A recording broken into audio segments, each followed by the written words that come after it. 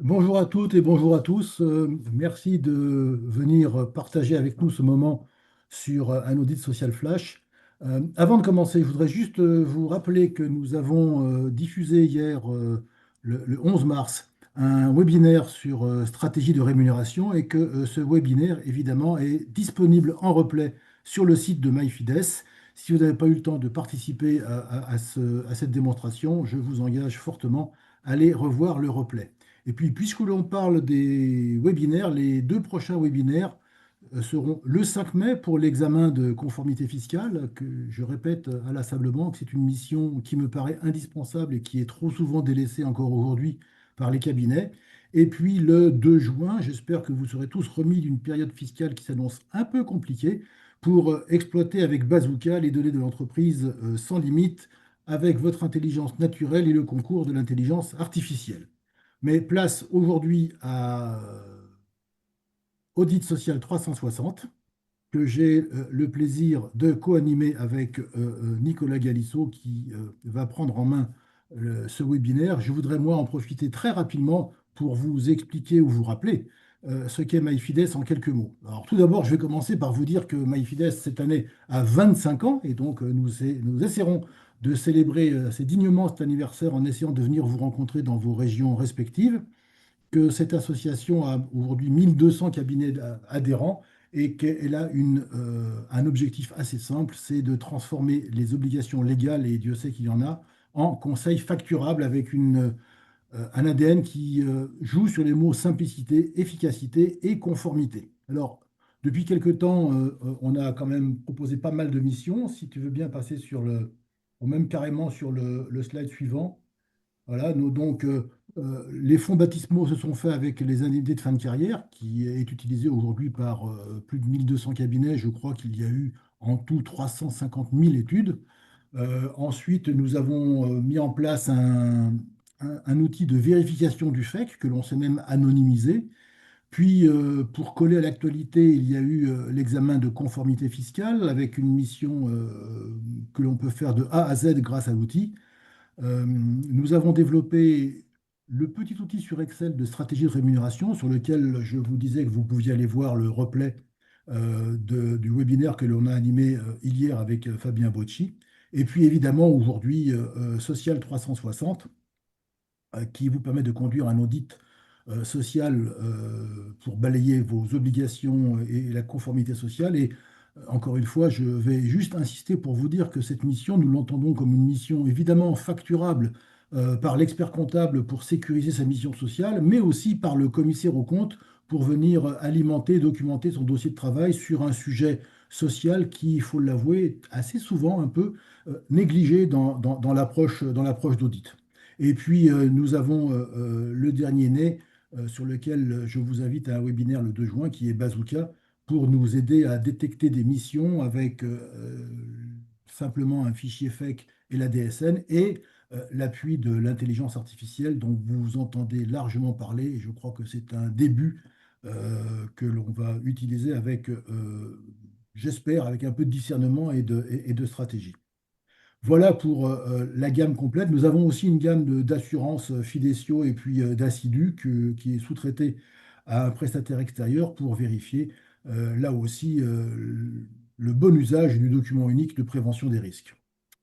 Je vous rappelle simplement que l'adhésion à MyFides est une adhésion annuelle de 300 euros par cabinet pour bénéficier des trois premiers outils, à savoir l'IFC, Verifec et StratRem, et que pour bénéficier de l'intégralité de ces outils, il suffit de passer de l'adhésion complète de 800 euros par an et par cabinet pour un nombre illimité d'études. Donc vous voyez que ce sont des tarifs qui sont mises en place justement parce que nous sommes une association et pour en faire profiter le maximum de cabinets.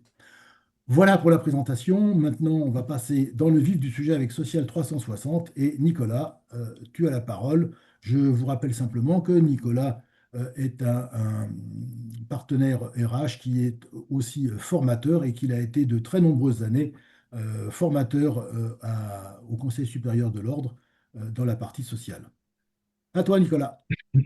Merci Serge pour ces mots d'introduction. Écoutez, bienvenue donc à cette présentation des outils de l'association en matière d'audit social et audit RH. Donc on va faire un panorama de toutes les nouveautés autour de nos outils qui maintenant existent depuis 2 ans, mais qui ont bien évolué depuis leur création, notamment du fait des retours des utilisateurs qui ont été faits. Et donc, on essaye d'améliorer assez régulièrement les outils pour vous faire gagner du temps et vous sécuriser dans vos missions. Comme le disait Serge, comme tous les outils de MyFides, Social 360 a été pensé pour être vraiment très simple d'utilisation. Donc, c'est un outil complètement dématérialisé sous format de checklist qui balaye toutes les obligations sociales et qui sont présentées sous forme de questions fermées. Hein, donc je vous ferai une démonstration de l'outil tout à l'heure. Petite nouveauté cette année, on a intégré des questions filtres qui permettent de gagner du temps en remplissant quelques questions quelques caractéristiques de votre client qui permettent d'orienter les questions et d'éviter d'avoir à répondre à des questions qui n'auraient pas d'intérêt par rapport aux caractéristiques de votre client. C'est également un outil qui vous apporte de la sécurité. On a prédéterminé un certain nombre de zones de risque. On verra qu'il y a 14 thématiques potentielles que vous pouvez balayer au travers de cet outil. Donc, c'est un outil qui peut vous permettre de mener des missions assez vastes.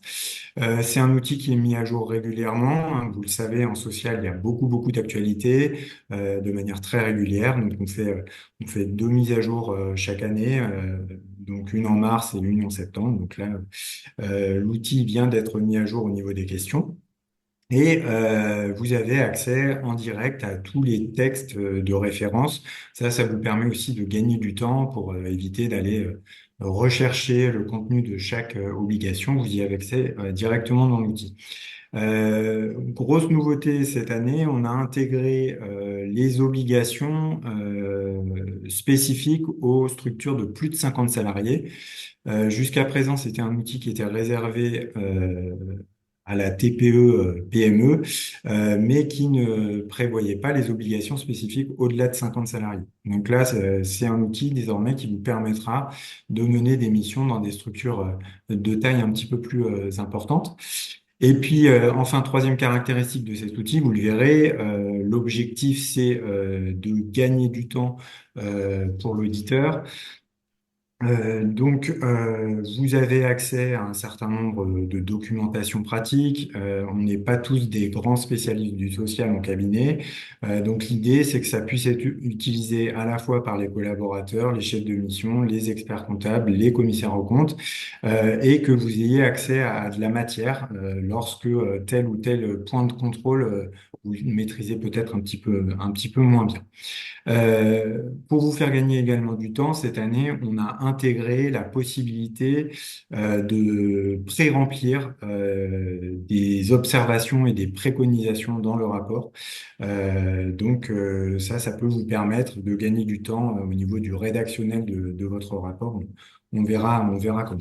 Donc vraiment l'objectif, hein, c'est vraiment le gain de temps, la sécurisation et que ça puisse être utilisé par euh, toute personne qui mènerait ce type de mission, même si elle n'est pas un expert du droit du travail. Alors, dans cet outil, il y a en fait plusieurs outils. Il y en a deux essentiellement. Donc, Audit Flash, qui vous permet de vous focuser sur 20 questions prioritaires, 20 grandes obligations sur lesquelles il ne faut pas passer à côté. Donc ça, c'est intéressant. On le verra si vous voulez mener des entretiens découvertes avec des clients ou avoir une vision un petit peu globale de votre client au niveau de sa gestion interne. Deuxième volet, c'est Social 360, où là, vous pouvez mener un audit plus complet et un peu sur mesure. Donc, soit vous avez en fait accès à 14 thématiques, et donc ça vous permet soit de mener un audit complet sur toutes ces thématiques, soit de vous concentrer sur un, deux, trois thématiques. Alors ça, c'est particulièrement intéressant parce que je sais que sur le terrain, c'est parfois difficile de vendre ces missions d'audit social pour des clients. Là, en faisant des audits thématiques, bah forcément, on passe moins de temps à mener ces missions d'audit et donc ça permet de trouver des budgets un petit peu plus adaptés à certains clients. Donc, vous voyez, au niveau des thématiques, on va les rebalayer, hein, mais l'objectif, c'est que ça balaye toutes les grandes obligations, tout ce qui est risqué dans la gestion RH d'une entreprise. Alors, on va passer à la démonstration de l'outil, parce que plutôt que de beaux discours, c'est toujours plus parlant de voir à quoi ça ressemble. Donc ça, on est d'ores et déjà dans dans le cœur de l'outil. Donc, je vous le disais, c'est adaptable. Donc, c'est à vous de sélectionner un petit peu le contenu que vous souhaitez dans cet outil, en sélectionnant les zones qui sont sur la droite et en mettant si vous souhaitez que ça soit applicable ou non applicable. Donc là, vu le timing assez serré du webinaire, on va se concentrer sur l'audit flash, qui est un petit audit, mais après, toutes les autres thématiques fonctionnent de la même manière. Alors, vous avez un certain nombre de rubriques, hein, vous voyez, c'est très facile d'accès, hein, il suffit de cliquer pour remplir les informations sur votre client ou accéder au rapport. Alors, je vous le disais, nouveauté cette année, on a intégré donc des questions filtres dans l'outil. Donc, ce sont des questions vraiment basiques, hein, mais qui vous permettront après de gagner du temps dans le cadre des réponses aux questions, parce que l'outil va automatiquement exclure certaines questions qui ne sont pas pertinentes par rapport aux caractéristiques de l'entreprise. Donc, en social, vous le savez, les obligations tournent beaucoup autour de l'effectif salarié, autour de la présence ou pas d'un CSE. On l'oublie aussi souvent dans les questions qu'on peut poser aux clients, la présence ou pas d'une section syndicale en interne qui peut entraîner des conséquences, et puis également en fonction de la forme juridique. Voilà, donc quelques petites questions, donc ça prend pas beaucoup de temps. Et donc après, vous rentrez dans l'outil en tant que tel. Donc je vais vous présenter Audit Flash, mais après les autres séquences, c'est le même fonctionnement. Donc une fois qu'on a sélectionné la thématique ou les thématiques que l'on souhaite auditer, vous accédez donc à ce module. Ce sont des questions fermées dans un questionnement qui est assez simple d'accès, hein, donc c'est volontaire hein, pour que on n'a pas employé des termes de juriste, hein, c'est vraiment des questions auxquelles tout le monde peut répondre. L'idée, c'est que si vous répondez oui, c'est qu'a priori tout va bien. Si vous répondez non, c'est qu'il y a un problème. Et si vous répondez non concerné, c'est que le client n'est pas concerné. Donc, il y a tout un tas de questions. Donc là, pour le guide flash, il y en a une vingtaine. Donc pour chacune des questions, vous avez accès donc à la réglementation en lien avec le point de contrôle. Donc ça vous permet rapidement d'accéder au texte de loi ou au texte réglementaire concerné. Et également, vous avez accès à la documentation publique. Donc si vous voulez approfondir un point de contrôle, donc là par exemple la question c'était est-ce qu'on applique correctement la convention collective par rapport à l'activité de l'entreprise? Voilà, on a accès à la documentation publique qui vous permet de répondre à la question, voire également de faire des copier-coller si vous voulez les intégrer après dans votre rapport. Euh, Également, donc vous avez accès à une rubrique observation pour chacune des questions. Si vous voulez rédiger une observation par rapport au point de contrôle que vous avez audité, par rapport aux choses que vous avez pu voir. Donc ça, tout ce que vous allez renseigner dans cette rubrique va être après intégré dans le rapport final. Alors, nouveauté cette année, vous avez possibilité d'intégrer des commentaires pré-mâchés, en fait, qu'on a générés avec l'IA.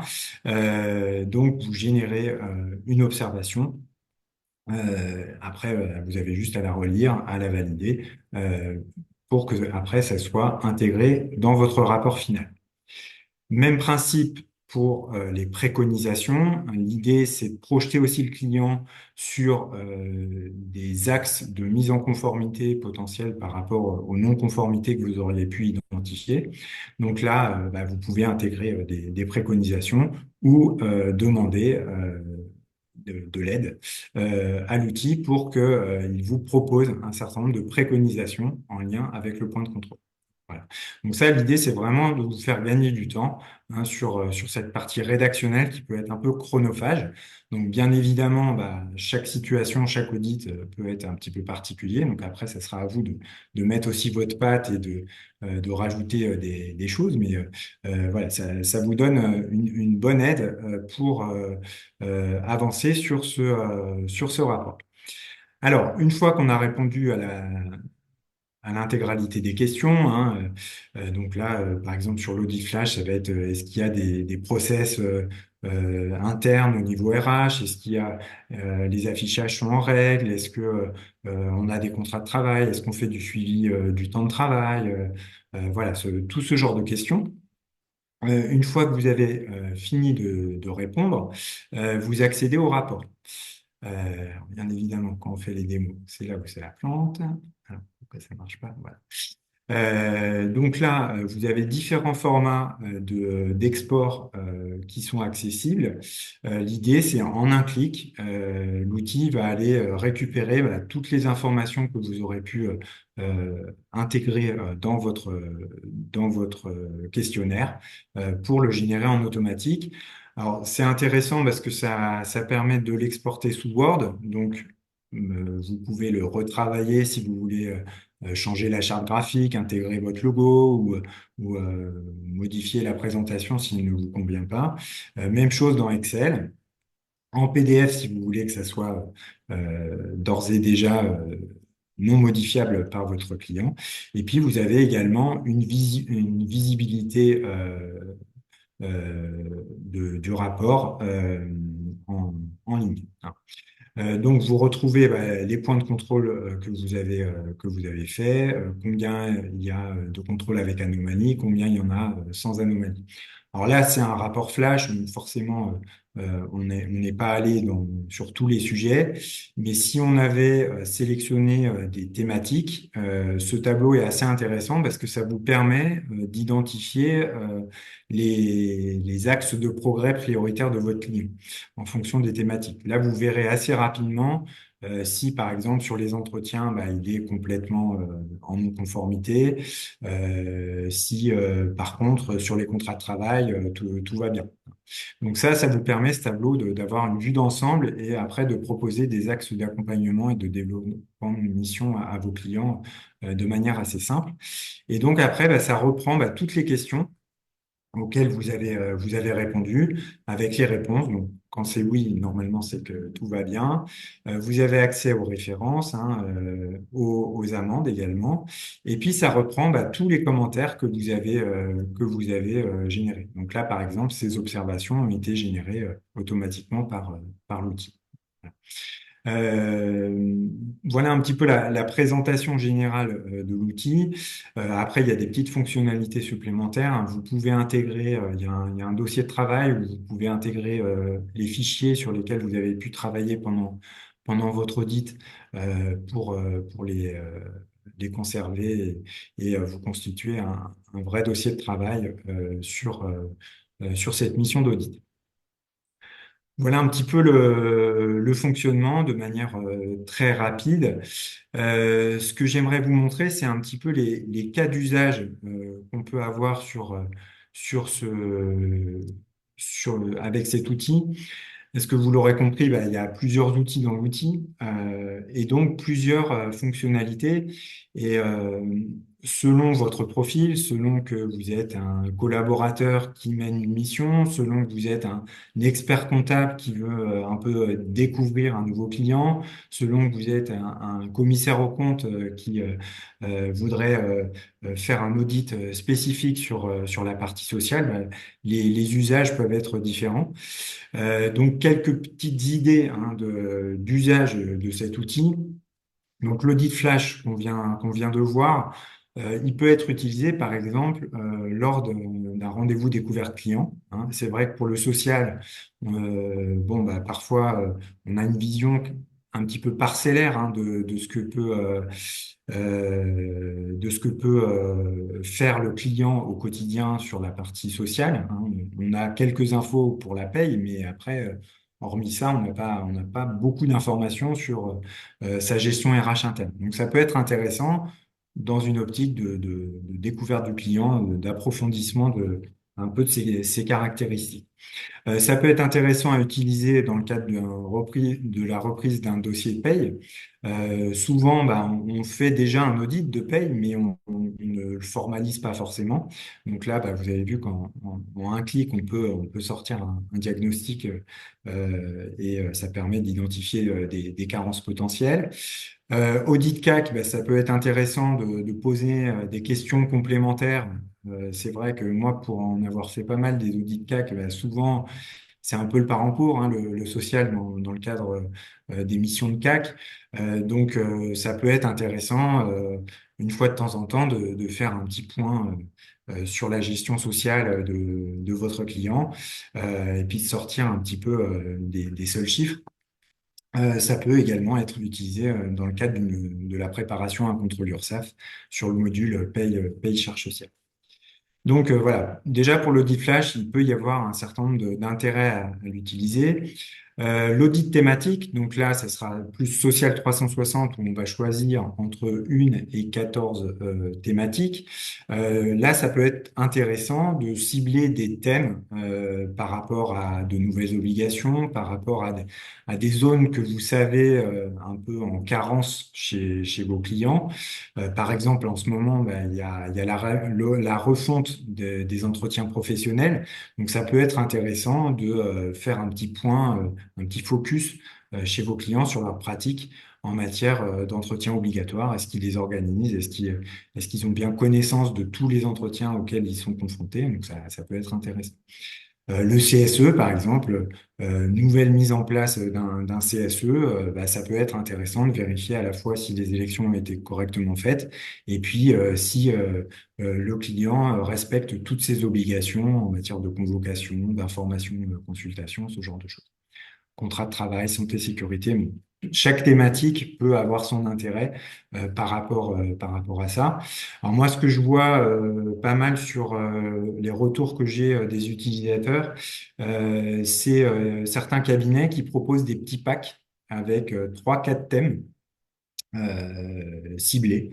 Donc, par exemple, on peut imaginer de faire un pack conformité avec la thématique documents, registres obligatoires, les obligations en matière d'entretien et les obligations en matière de santé, sécurité au travail. Voilà, ça peut faire un petit pack conformité sympa sur lequel on passe pas trop de temps et qui permet d'un peu mieux connaître ses clients sur ces sujets-là. On peut imaginer aussi un contrôle, un audit sur 2 thèmes, temps de travail et congés payés et absence. Ce sont des thématiques un petit peu complémentaires. Donc ça peut être intéressant. Et puis enfin, troisième grand cas d'usage, bah, c'est de faire un audit social complet.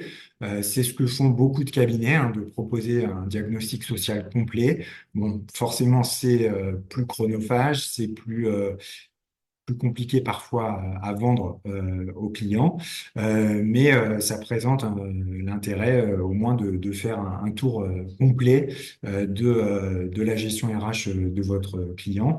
Alors notamment s'ils n'ont pas de ressources en interne pour gérer les RH, c'est vrai que dans les profils de clientèle majoritaire dans les cabinets, bah, souvent c'est le dirigeant ou le conjoint du dirigeant qui va gérer les RH. et parfois bah, il y a des petites failles, quoi, on va dire.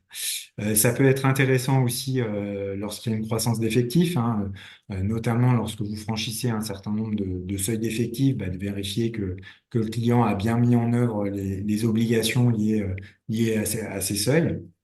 Et puis également, moi, ça m'est arrivé d'en faire en matière de transmission-cession. Donc, soit côté vendeur, pour rassurer un futur acheteur sur le fait que sa gestion interne est bien conforme, soit côté acheteur pour vérifier un petit peu ce qu'il achète et être sûr qu'il n'y a pas de loup dans la structure qu'il va reprendre. Voilà. Donc ça peut être intéressant hein, dans un cadre de sécurisation des passifs sociaux. Donc vous l'avez compris, c'est un outil assez simple d'utilisation qui peut vous permettre à la fois de mieux connaître vos clients, d'approfondir un petit peu sa façon de procéder, sa façon de gérer ses RH, d'identifier des domaines sur lesquels il pourrait avoir besoin d'aide complémentaire et donc du coup de lui proposer des missions d'accompagnement sur ces sujets-là. Voilà, pour un prix assez modique. Vous retrouverez dans le support hein, toutes les fonctionnalités et les coûts hein, de cet outil. Donc là, pour pouvoir utiliser Social 360, il faut que vous preniez le pack complet, hein, donc qui revient à 800 euros par an, mais qui vous permet de faire autant d'audits que vous souhaitez dans le cadre de votre cabinet. Euh, donc, petite info complémentaire, hein, vous avez possibilité de tester gratuitement l'ensemble des outils. Hein. Il vous suffit de créer un compte sur le portail de MyFides et vous pourrez pendant un mois créer un, un- un dossier test hein, sur le sujet qui vous intéresse, que ce soit Social 360 ou un autre outil. Voilà, j'ai essayé d'être assez succinct pour avoir le temps de répondre à vos questions. Donc, je ne sais pas s'il y a des questions qui ont été posées. Il y a une question qui a été posée auquel j'ai répondu en direct. Simplement, je voudrais euh, peut-être faire un clin d'œil à propos du Social 360 et de la façon, entre guillemets, de le vendre. Euh, c'est vrai que aller voir un client comme ça et puis lui vendre une mission d'audit social, surtout quand c'est le cabinet qui tient la paye, au demeurant, ça peut paraître compliqué et on peut avoir un instant de recul assez bien compréhensible. Par contre, comme il s'agit de problèmes de conformité, vous pouvez utiliser pour faire ce que j'appelle, allez, je vais presque dire honteusement, de la vente forcée. Vous pouvez très bien utiliser ce logiciel sur une ou deux ou trois thématiques pour montrer à votre client que, par exemple, sur un des thèmes que vous avez choisi, vous avez détecté des zones de risque qui, avec la réglementation en vigueur, peuvent amener à des sanctions financières qui s'additionnent et qui peuvent faire assez cher à la fin. Et une fois que vous avez fait ce mini rapport parfois, un mail suffit, une lettre avec les contenus proposés par le logiciel suffisent pour dire, mais voilà, si vous voulez qu'on vous aide à corriger ça, eh bien, on peut le faire moyennant telle mission. Pareil pour les institutions représentatives du personnel et pareil pour tout ce qui engage, en fait, quelque part, à des amendes ou des contraventions qui, encore une fois, quand il s'agit de 100 euros, 200 euros ou 300 euros par-ci, par-là, mais que ça s'additionne par infraction, ça peut faire assez cher et c'est un moyen, alors j'ose pas dire élégant, mais c'est un moyen assez détourné de vendre une mission complète sur un audit social. Tout à fait. Tout à fait. Après, bon, c'est vraiment une matière, le social, sur lequel il y a un gros potentiel hein, pour les cabinets. Une fois qu'on a identifié une non-conformité, après, c'est du pain béni pour les cabinets pour accompagner les clients à s'améliorer, à mettre en place les bons outils, les bons réflexes, et puis aller parfois sur d'autres terrains que la seule gestion de la paie. C'est vrai qu'il y a beaucoup de cabinets qui sont en train de réfléchir à à ce qu'ils pourraient proposer de différent, de sortir un petit peu de la mission traditionnelle pure et d'aller aussi sur de nouvelles missions d'accompagnement RH pour leur clientèle. Donc ça, c'est Ouais. un outil qui est assez porteur hein, sur ce sujet. Justement, on a une question, bon, toujours, j'allais dire, une question pratico-pratique et qui peut donner des idées.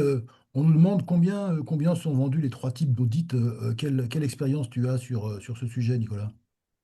Alors bah après, tout dépend comment on envisage les choses, mais c'est vrai que l'audit flash peut être quelque chose qui peut être envisagé de manière gratuite si c'est sur une prestation de découverte client. Bon, il y a même certains cabinets qui l'utilisent lors du premier rendez-vous client où ils posent un certain nombre de questions pour connaître un petit peu mieux le client et à la fin du rendez-vous pouvoir émettre un petit diagnostic qui va servir de cadre pour après proposer des missions payantes. Donc ça, bon, Audit Flash, ça peut être quelque chose à réfléchir peut-être de manière gratuite. Pour l'autre partie, bah, tout dépend un peu ce que vous mettez dedans. C'est vrai que si vous balayez les 14 thématiques, si vous avez, bah, tout dépend de l'effectif aussi de l'entreprise. Les 14 thématiques, ça peut être chronophage. Il faut compter, même avec quelqu'un d'expérimenté, minimum 2 jours d'intervention. On est sur des missions quand même à valeur ajoutée. Donc, bon, en général, les tarifs, ça tourne autour de 1 000 € au jour hein, sur ce type de mission. Donc, une mission d'audit complète sur une structure qui est un effectif relativement limité, on peut tourner autour de 2 000, 3 000 €. Après, si vous faites des propositions de packs thématiques sur un, deux, trois thèmes, bon, ça peut être des montants beaucoup plus réduits qui sont plus faciles à vendre. Donc là, on peut packager des missions d'une demi-journée sur un thème ou deux thèmes. Hein, ça, c'est possible.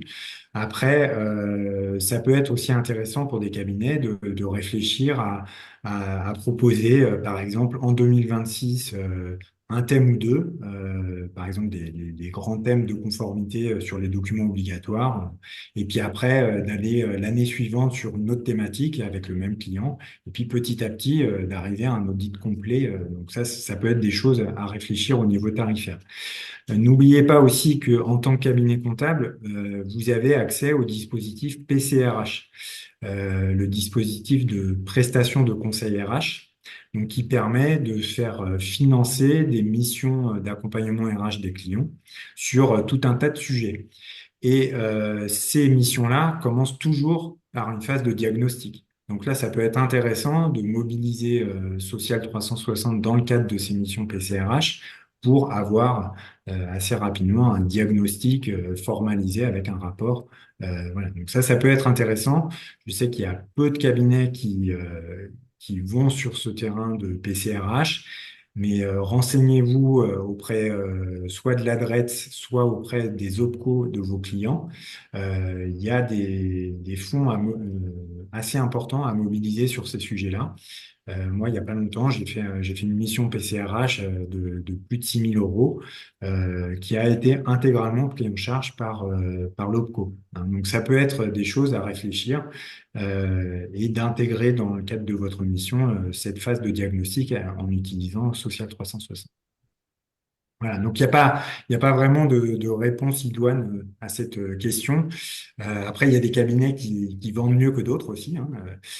Ce qui est important, c'est de bien arriver à faire comprendre à votre client qu'on n'est pas sur une mission de paye bis. Hein. On est sur une mission spécifique, on est sur une mission de prise de hauteur, une mission un peu stratégique, où vous allez identifier des choses un peu structurantes pour la gestion RH de votre client. Donc, ce genre de mission bah, ne doit pas se facturer au même tarif qu'une mission traditionnelle. On est sur une mission d'expert. Oui, pour rebondir là-dessus, Nicolas, je pense même que euh, sur un cabinet qui a un volume de paye récurrent, On peut aussi faire des strates, c'est-à-dire on peut se dire, tiens, on va faire un questionnaire spécifique pour toutes nos boîtes où il y a où il y a moins de 5 salariés et puis détecter telle anomalie réglementaire et proposer de les corriger.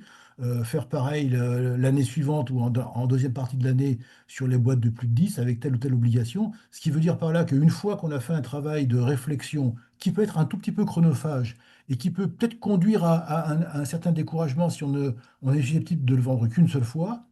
Quand on fait un travail préparatoire qui prend par exemple 4 heures, 5 heures, et qu'on sait qu'on va pouvoir le vendre 2, 3, 4 fois, eh bien déjà, ça change un tout petit peu la donne. Et c'est d'autres façons de mettre en place des missions packagées.